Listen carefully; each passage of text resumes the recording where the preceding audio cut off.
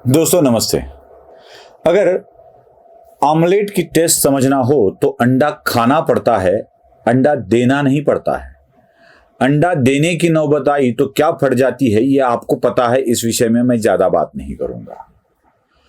कुछ लोग प्रधानमंत्री नरेंद्र मोदी ने जब मोदी का परिवार यह कंसेप्ट दुनिया के सामने दी तो इतना पेट दर्द होने लगा कि बस उस पेट दर्द की दवा ही अब तक नहीं मिल रही। न जाने मोदी पर कैसे कैसे गंदे और भद्दे आरोप लगाए गए, बहुत आरोप लगाए गए। और आरोप यह भी लगाया गया कि जिस आदमी का परिवार ही नहीं है, जिसकी पत्नी ही नहीं है, जिसकी संतान ही नहीं है, वह क्या परिवार की बात करेगा। ऐसे आरोप महाराष्ट्र में भी बहुत लगे हैं। आज मोदी जी का गुणगान गाने वाले अजीत पवार भी कहने लगे थे कि आप क्या जानो मध्यम वर्गीयों के हाल क्या होते हैं, परिवार के हाल क्या होते हैं। अजीत पवार ने भी कह दिया था। ऐसे बहुत सारे लोग हैं जो मोदी की परिवार, विवाह, पत्नी और उनके बच्चे, इस विषय में आरोप लगाते रहते हैं। मैं वह लोग आरोप लगाते हैं आजकल जिनके बच्चे कहां कहां पल रहे हैं यह उनको मालूम नहीं है। मैं अगर लिस्ट देने पे उतरूं ना एक एक पॉलिटिशियंस की, मतलब उसकी बीवी, उसकी दूसरी बीवी, उसकी तीसरी बीवी, उसके बच्चे, जिसको नाम दिया है वो बच्चे, जिसको नाम नहीं दिया है वो बच्चे, अगर वह लिस्ट सबके सामने निकालने लगूंगा तो धज्जियां उड़ जाएंगी इज्जत की। जिनके इज्जत की धज्जियां निकलती है। कुछ कुछ लोग तो पॉलिटिशियन विवाह नहीं करते लेकिन बैंकॉक जाकर क्या करते हैं वह सबको पता है। वह लोग मोदी की संतान पत्नी पर आरोप लगाते हैं। ऐसे ही एक नेता है बिहार के लालू प्रसाद यादव। वह मोदी पर आरोप लगाते हुए बड़ी ही गंदी भाषा का इस्तेमाल करते हैं। कुछ सेकंड्स का वीडियो है, 30-40 सेकंड का, लालू प्रसाद का काट के दिखा रहा हूं आपको। जरा वो वीडियो ठीक से देख लीजिए क्या कहते हैं लालू प्रसाद यादव। देख लीजिए। ये मोदी क्या है? मोदी कोई चीज है क्या? ये नरेंद्र मोदी आजकल परिवारवाद पर हमला कर रहे हैं। अरे भाई तुम बताओ ना कि तुमको क्यों परिवार में कोई संतान नहीं तुमको हुआ, बताओ। ज्यादा संतान होने वाले लोगों को बोलता कि परिवारवाद है, परिवार के लिए लोग लड़ रहे हैं। तुम्हारे पास परिवार नहीं है। मोदी परिवार की बात करता है। कहां है भाई आपकी संतान, कहां है भाई आपका परिवार, पत्नी कहां है? यह सवाल लालू प्रसाद पूछ रहे हैं। हाँ, वह लालू प्रसाद जो अपनी पत्नी और संतान के सिवा कोई विचार ही दूसरा नहीं रखते। जब लालू प्रसाद जेल में जाने की नौबत आती है तो पत्नी के हाथ में मुख्यमंत्री पद सौंप कर निकल जाते हैं, और पत्नी जब मुख्यमंत्री पद से उतर जाती है तो बच्चे जब बड़े हो जाते हैं तो बच्चों के हाथ में दी जाए, ऐसा समझते हैं।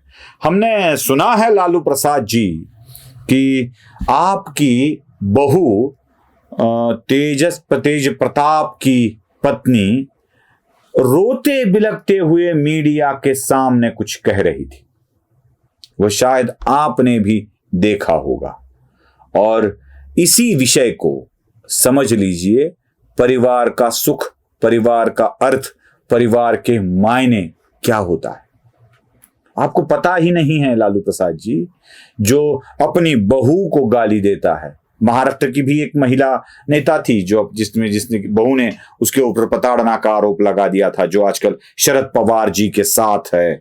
उनकी बहू ने भी उनके ऊपर आरोप लगा दिया था कि मेरे साथ भी बहुत गलत किया गया है। ऐसे कितने हैं, न जाने कितनी पत्नियां, कितने बच्चे, बहुएं आरोप लगाती है। वह परिवार के बारे में बोल रहे हैं। मोदी की पत्नी और मोदी की संतान तो इनके लिए बहुत ही आस्था का विषय है, जिसके ऊपर ये हमेशा बात करते हैं। बस मोदी क्या करते हैं, 2014 में जब वो लोकसभा का चुनाव 2 सीटों से, वडोदरा से लड़ रहे थे और वाराणसी से लड़ रहे थे, तब के उनके हलफनामे में, प्रतिज्ञा पत्र में मोदी ने अपना वैवाहिक स्टेटस विवाहित रख दिया था और पत्नी के नाम के कॉलम में जसोदाबेन का नाम लिख दिया था।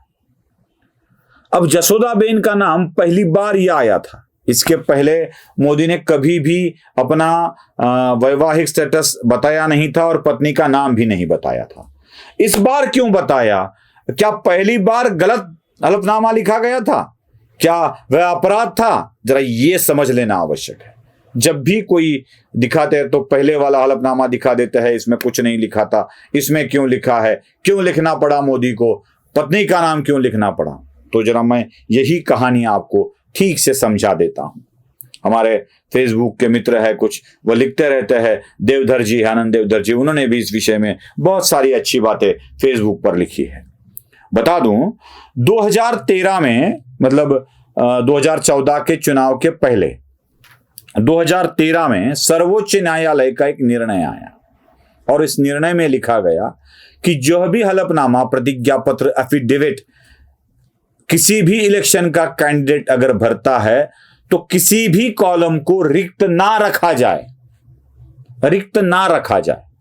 और यह रिक्त ना रखना अनिवार्य किया गया, इसीलिए नरेंद्र मोदी ने 2014 में जब अपना हलफनामा भरा तो उसमें विवाहित लिखा और पत्नी का नाम जसोदाबेन लिख दिया। तो उसके पहले क्यों नहीं लिखते थे? तो ऐसा कोई नियम नहीं था कि अपने पत्नी का नाम लिखो ना लिखो, ऐसा कोई नियम नहीं था। लेकिन पत्नी के होते हुए, विवाहित होते हुए मोदी पहले क्यों नहीं लिखते थे? यह भी है ना, क्यों नहीं लिखते थे मोदी? तो इसका भी जवाब मैं आपको दे देता हूं।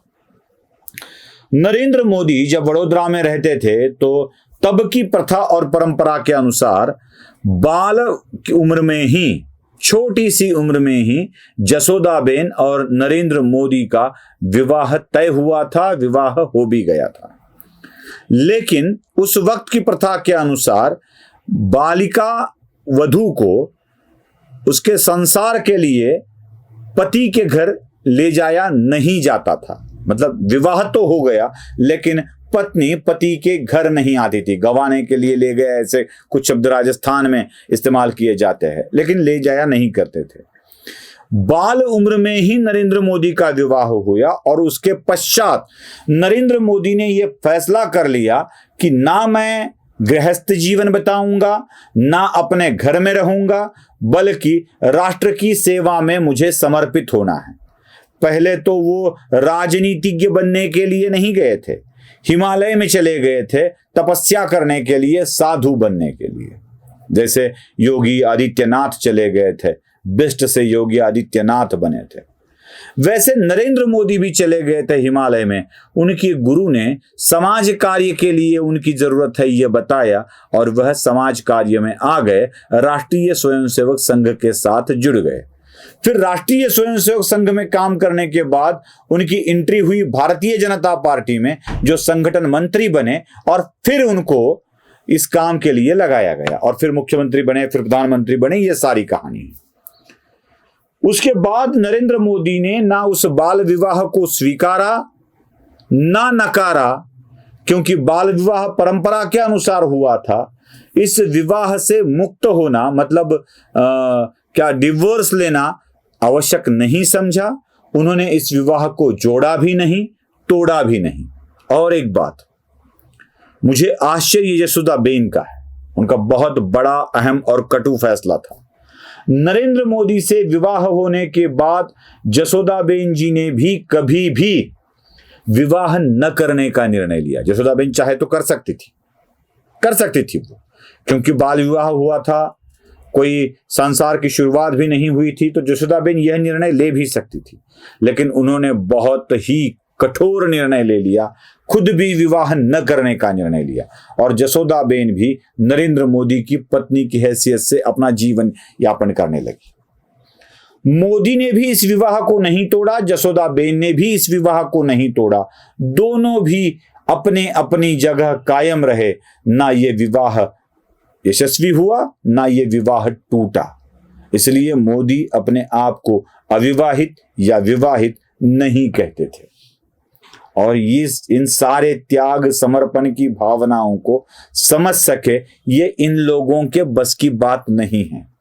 इसलिए ये लोग बार बार मोदी के ऊपर तुच्छतापूर्ण व्यवहार करते हैं और ऐसी भाषा का इस्तेमाल करते हैं अब जो मोदी के समर्थक है इनको समझ आया होगा कि मोदी विवाहित है या अविवाहित, अविवाहित है तो कैसे, उनका परिवार क्यों नहीं है तो इसका दुख माना जाना चाहिए या सुख माना जाना चाहिए, ये मैं आपके ऊपर छोड़ता हूं। नमस्ते।